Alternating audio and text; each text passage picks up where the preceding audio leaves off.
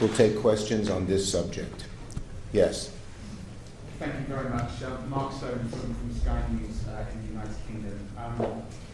Thank you for inviting us here. That was a very powerful news conference. I have a question for you, Mr. Roberts, if that's right, and also for you, Senator Schumer.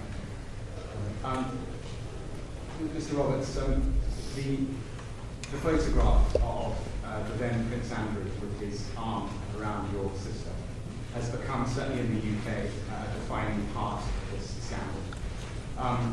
Clearly, he is one person who hasn't answered questions here. What is your message to Andrew Batten-Windsor today, please?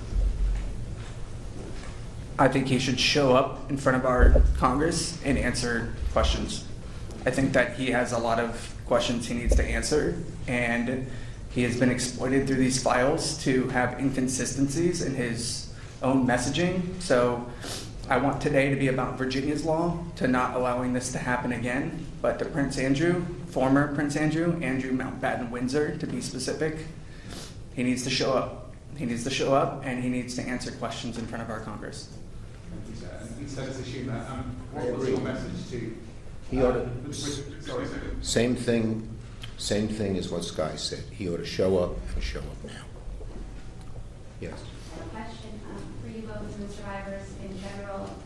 Do you believe that current officials, including Howard Lutnick, the Commerce Secretary, should resign given their proven ties and connections to Epstein?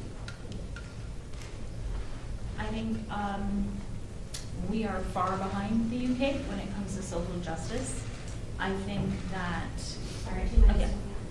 Okay. I think that we are starting to see a form of social justice here, and this is exactly why Virginia's law is so important, because legislatively it says that they can no longer hide, and that's where we're going to focus, the change that we can create. Yes. Mr. Leader, I'm wondering when you plan to go down to the Department of Justice to view some of the files and what you plan to look for when you go down. Look, the whole file should be released completely. We got them to agree to let people come down. We have to make an appointment, and a number of my colleagues and I are considering doing that very soon. What are you going to look for when you do? Everything. What's not disclosed, period. Yes. Can you outline how this legislation builds on the bill that President Biden signed a few years ago? Were there shortcomings that this tries to fix? And you also mentioned new avenues for legal action. Can you kick off any of those? Yeah, the bottom line is we want this to be, our law has no loopholes. We don't want any loopholes in this law, because the lawyers for those who did such terrible things will exploit them. That's number one. And number two, we're going to pursue every legal avenue we can. Okay?